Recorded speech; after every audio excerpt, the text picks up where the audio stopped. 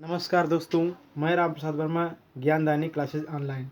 तो halo alkane, hello Erin में आज आखिरी वीडियो पढ़ेंगे जो है आपका एथिल ब्रोमाइड।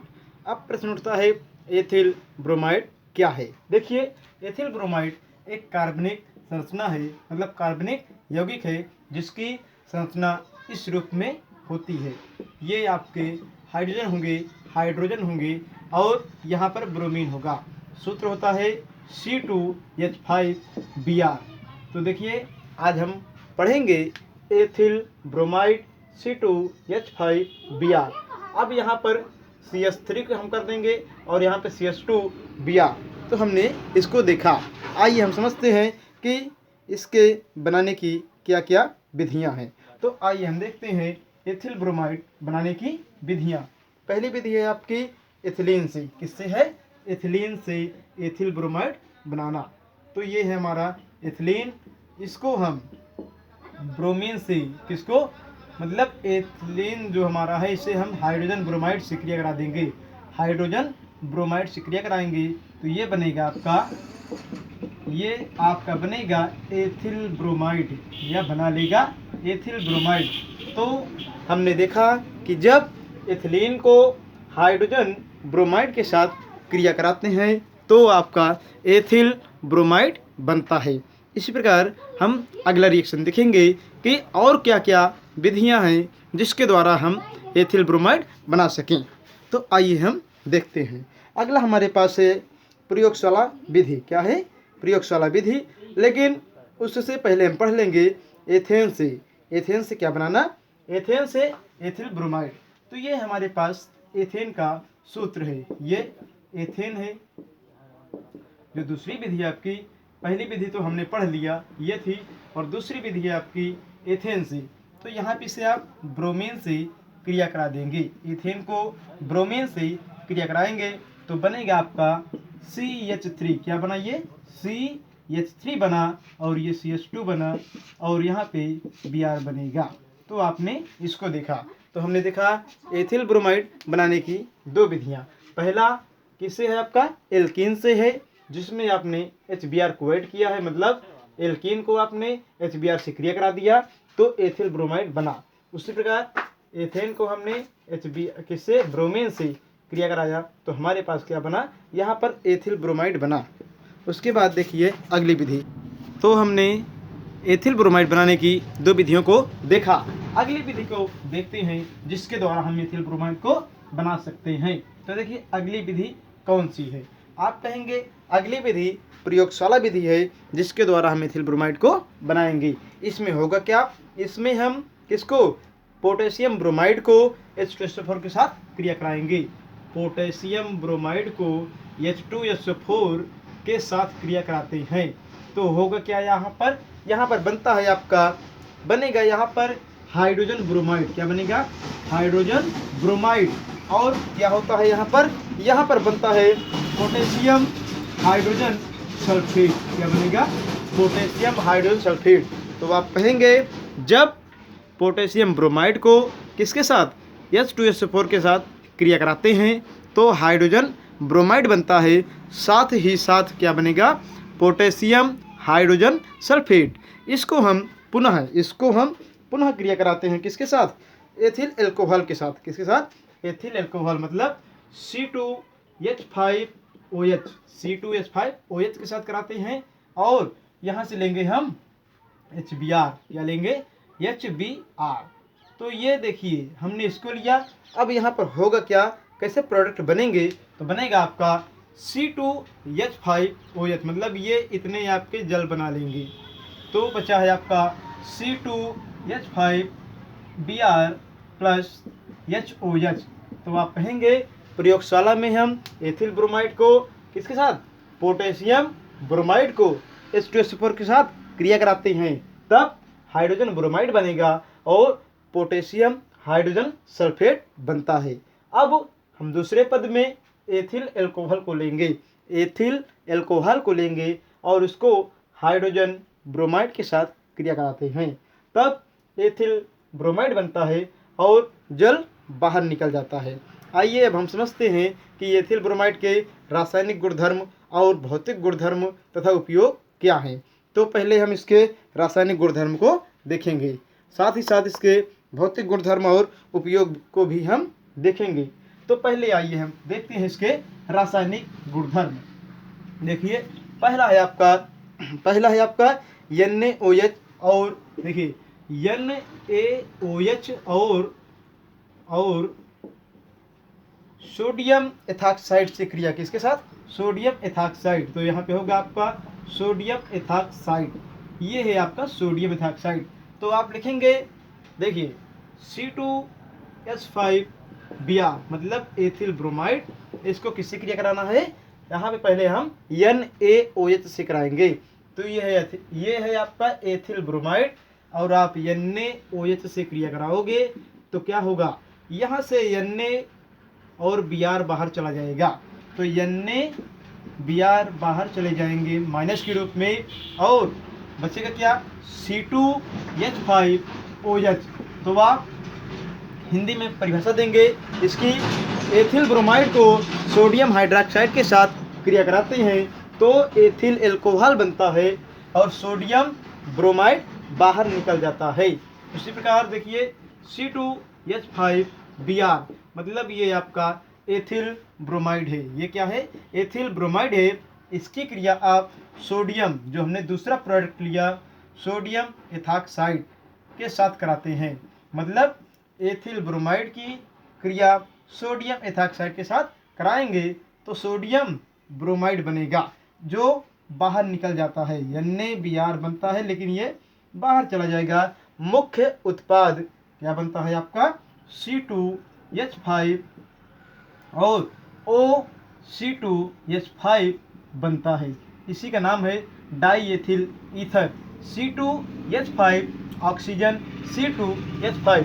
तो आप हिंदी में किसी परिभाषा बोलेंगे, जब एथिल ब्रोमाइड को सोडियम एथॉक्साइड के साथ क्रिया कराते हैं तो डाई एथिल ईथर बनता है और सोडियम ब्रोमाइड बाहर निकल जाता है। तो हमने इसको देखा। अगला देखते हैं कि इसका अगला गुणधर्म क्या है।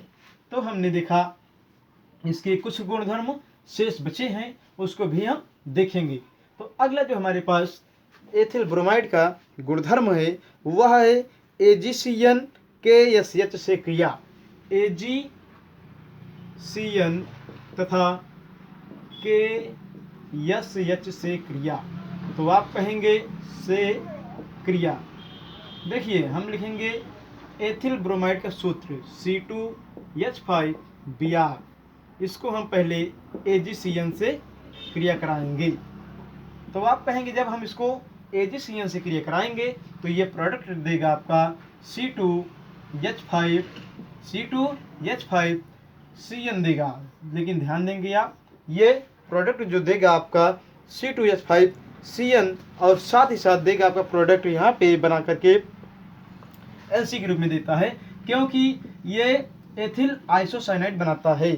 तो आप कहेंगे जब एथिल ब्रोमाइड की क्रिया AgCN से होगी तो बनाएगा एथिल आइसोसाइनाइड प्लस क्या बनाएगा आपका, यहाँ पे बनाएगा AgBr, क्या बनाएगा, सिल्वर ब्रोमाइड।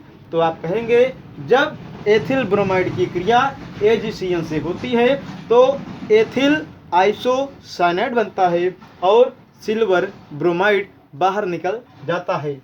उसी प्रकार देखिएगा C2H5Br मतलब एथिल ब्रोमाइड की क्रिया सोडियम साइनाइड से होती है। एथिल ब्रोमाइड की क्रिया जब सोडियम साइनाइड से कराते हैं तो क्या होता है, तो बनेगा आपका C2H5 और CN प्लस यहाँ पे बनेगा NaBr, क्या बनेगा, NaBr। तो आप कहेंगे जब एथिल ब्रोमाइड की क्रिया किसके साथ, सोडियम साइनाइड से कराते हैं तो एथिल साइनाइड बनता है और सोडियम ब्रोमाइड बाहर निकल जाता है। तो हमने इसके गुणधर्म को भी देखा। अभी इसके कई सारे गुणधर्म है। अगला है आपका KSH जो आपने यहाँ पे लिखा है। तो आप कहेंगे C2H5Br प्लस KSH से क्रिया। इसे मरकैप्टाइड भी कहते हैं। तो ये होगा आपका C2H5 और SH बनाएगा, क्या बनाएगा, SH, मतलब ये एथिल मरकैप्टन बनाएगा और KBr बाहर निकल जाएगा। क्या होगा, KBr बाहर निकल जाएगा। तो जब एथिल ब्रोमाइड की क्रिया KSH से कराते हैं तो C2H5SH बनता है और KBr बाहर निकल जाता है। उसी प्रकार अगला हम देखते हैं यहाँ पर हाइड्रोजन के साथ क्रिया। तो C2H5Br प्लस यहाँ पर 2Na। अगला गुणधर्म है कॉपर साइनाइड से क्रिया, मतलब CuCN से क्रिया। तो जब एथिल ब्रोमाइड को CuCN से क्रिया कराएंगे तो CuBr बाहर निकल जाएगा। क्या बनेगा, CuBr यहाँ से बाहर चला जाएगा। मुख्य उत्पाद आपका बनेगा C2H5 और Cn। तो आप कहेंगे जब एथिल ब्रोमाइड की क्रिया कॉपर साइनाइड से कराते हैं तो एथिल साइनाइड बनता है और क्या बनेगा, यहाँ पर कॉपर ब्रोमाइड बाहर निकल जाता है।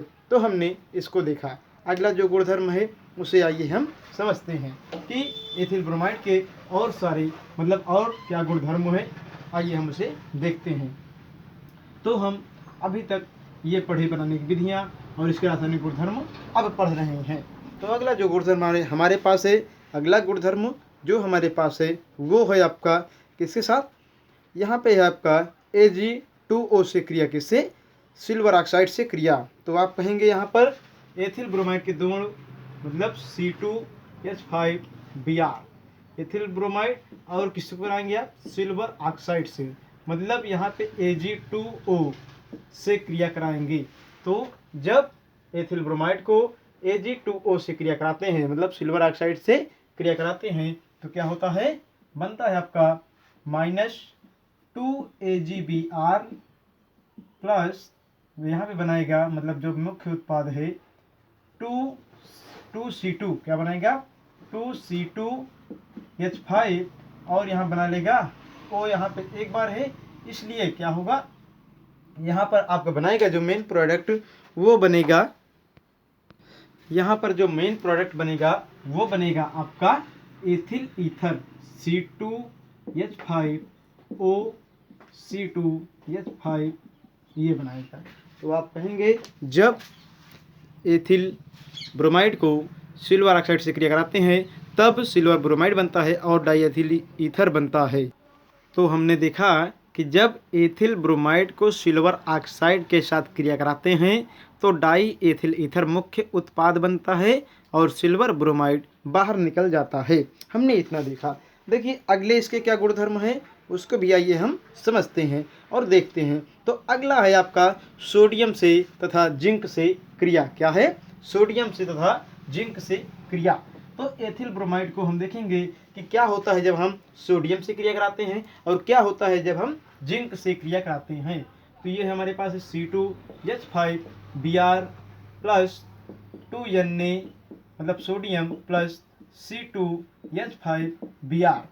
अब आपने क्या किया, एथिल ब्रोमाइड के दो अणु को सोडियम के साथ क्रिया कराया तो क्या होगा, ये आपका इतने चीज बाहर निकलेंगे, मतलब यहाँ से 2Na मतलब एक Br यहाँ से और एक Br यहाँ से, तो बनेगा -2NaBr। क्या होगा, 2NaBr ये बाहर जाएंगे और क्या बचा हुआ है, अगर प्लस में आप इसे बनाएंगे तो बनेगा C2H5 और C2H5।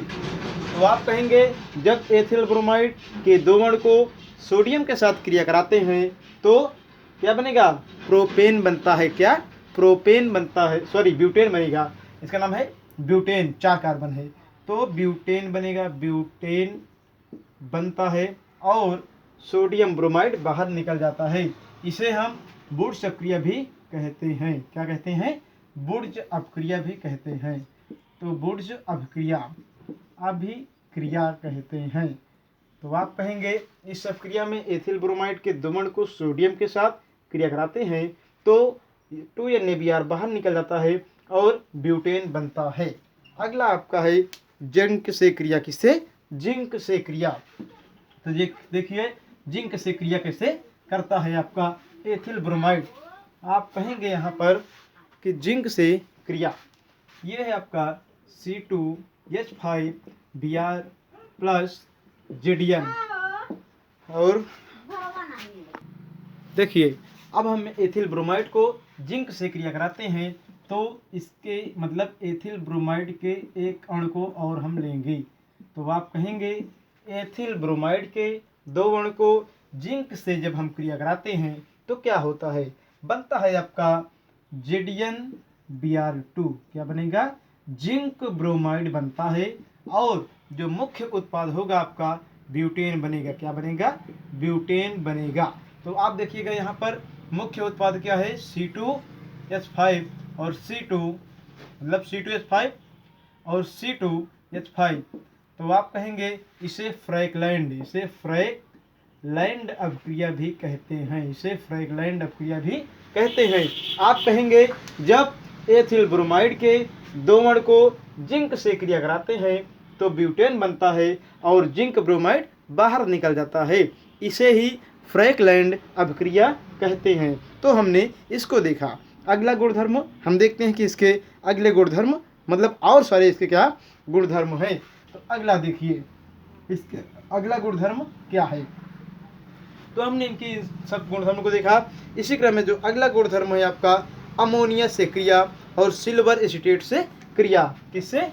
NH3 मतलब अमोनिया NH3 से तथा सिल्वर एसीटेट मतलब CH3COOAg से क्रिया।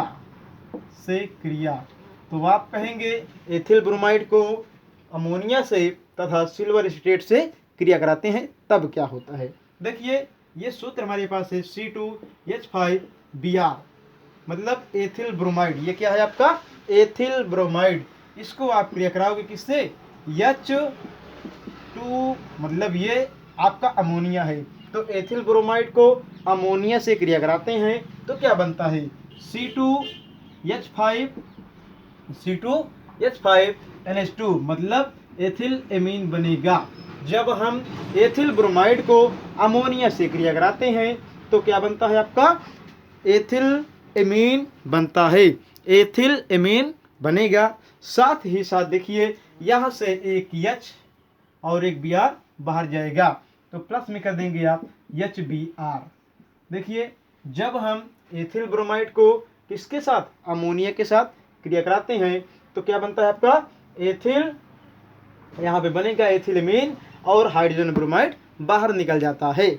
अगला देखिए कि इसके अगले क्या गुणधर्म हैं। तो आपका है C2H5 मतलब आप एथिल ब्रोमाइड को लिखेंगे। क्या लिखेंगे? एथिल ब्रोमाइड को लिखेंगे मतलब लेंगे। साथ ही साथ आप कराएंगे क्रिया AgCOOCH3। अरे भाई वही चीज़ तो है आपका। देखिए सिल्वर एसीटेट है। अब सिल्वर एसीटेट को आपने क्या किया? क्रिया करा दिया एथिल ब्रोमाइड से। तो क्या होगा आपका? ये प्रोडक्ट बनेगा। क्या बनेगा आपका? AgBr बनेगा। तो बनेगा आपका मतलब प्लस मतलब AgBr बन करके ये बाहर चला जाएगा। लेकिन जो आपको बचेगा वो क्या बचेगा? C2H5COOCH3 ये है आपका मेथिल एसीटेट। तो आप कहेंगे जब एथिल ब्रोमाइड को सिल्वर एसीटेट से क्रिया कराते हैं तो मेथिल एसीटेट बनेगा, मेथिल एसीटेट बनता है और सिल्वर ब्रोमाइड बाहर निकल जाता है। हमने इसको देखा। देखिए अगला क्या इसके मतलब इसके और सारे क्या गुणधर्म हैं। तो अगला हम कहेंगे बेंजीन से क्रिया। किससे? बेंजीन से तथा हाइड्रोजन से क्रिया। आइए हम देखते हैं कि तब क्या बनेगा जब हम एथिल ब्रोमाइड को बेंजीन के साथ और हाइड्रोजन के साथ क्रिया कराएंगे। तो आइए हम उसे देखते हैं कि क्या बनता है बेंजीन से और हाइड्रोजन के साथ क्रिया कराने पर। पहला हम देखेंगे बेंजीन से मतलब बेंजीन से स्ट्रक्चर बना लो से तथा हाइड्रोजन से क्रिया। देखिए अब क्या होगा। यहाँ पे है C2 H5Br, मतलब ये है आपका एथिल ब्रोमाइड। क्या है? Ethyl bromide. इसकी क्रिया आप कराएंगे बेंजीन मतलब C6H6 से कराएंगे, तो ये बनेगा क्या आपका? ये बनाएगा आपका ऐसे एरोमेटिक बना सकते हैं आप यहाँ पर, और C2H5 बना सकते हैं। तो आपने क्या किया? यहाँ पर C2H5 बनाया, तो मतलब ये प्रोडक्ट आपका बनेगा एथिल बेंजीन। क्या बनेगा? एथिल बेंजीन बनेगा। आप कहेंगे जब हम एथिल ब्रोमाइड को बेंजीन से क्रिया कराएंगे तब हमको क्या मिलेगा? एथिल बेंजीन मिलेगा, साथ ही साथ HBr बनेगा। HBr मतलब हाइड्रोजन ब्रोमाइड बनेगा। हमने इसको देखा। अगला हमारे पास था जो हमको क्रिया कराना है हाइड्रोजन, तो आइए हम देखते हैं। ये हमारे पास है C2H5Br, मतलब एथिल ब्रोमाइड है। इसको हम हाइड्रोजन से क्रिया कराएंगे। किससे? हाइड्रोजन से क्रिया कराएंगे, तो देखिए क्या बनेगा? बनेगा आपका C2H6, मतलब एथेन बनेगा। जब हम एथिल ब्रोमाइड को हाइड्रोजन से क्रिया कराते हैं तो क्या बनेगा? एथेन बनेगा, और साथ ही साथ देखिएगा HBr बाहर जाएगा। HBr बाहर जाता है, तो आप कहेंगे जब हम एथिल ब्रोमाइड को हाइड्रोजन से क्रिया कराते हैं तब क्या बनता है? एथेन बनता है, और हाइड्रोजन ब्रोमाइड बाहर चला जाता है। चलिए अगला हम देखते हैं कि अगले और क्या इसके गुणधर्म हैं। तो अगला है आपका इसके साथ क्रिया, अगला है आपका जो बचा है आपका सोडियम नाइट्रेट के साथ क्रिया। सोडियम नाइट्रेट के साथ क्रिया, तो देखिए अगला जो गुणधर्म है सोडियम नाइट्रेट के साथ क्रिया। तो आइए हम इसके गुणधर्म को देखते हैं। सोडियम नाइट्रेट के साथ क्रिया लिखेंगे आप C2H5Br प्लस NaNO3। तो आप कहेंगे जब एथिल ब्रोमाइड को सोडियम नाइट्रेट के साथ क्रिया कराते हैं तो क्या बनेगा? मतलब NaBr तो बाहर निकल जाएगा, बना लेंगे आप माइनस NaBr।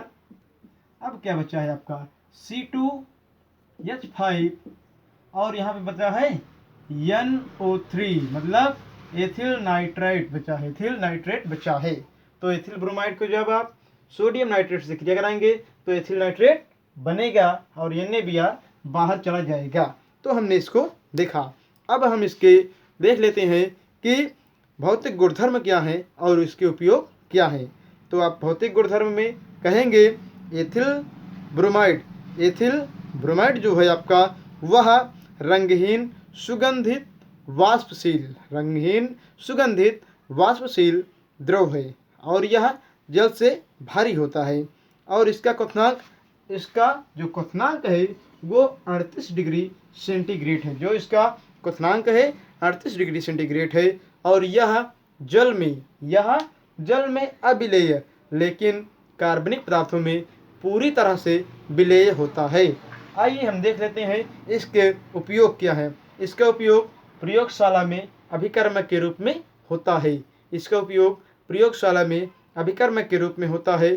साथ ही साथ विभिन्न पदार्थों या विभिन्न यौगिक के संश्लेषण में भी इसका उपयोग किया जाता है। औषधि के निर्माण में भी एथिल ब्रोमाइड का उपयोग करते हैं। साथ ही साथ इसका उपयोग निश्चेतक के रूप में, इथिलीन कारक के रूप में और फ्रीडल क्राफ्ट प्रक्रिया में भी किया जाता है। तो हमने इसको देखा है। धन्यवाद।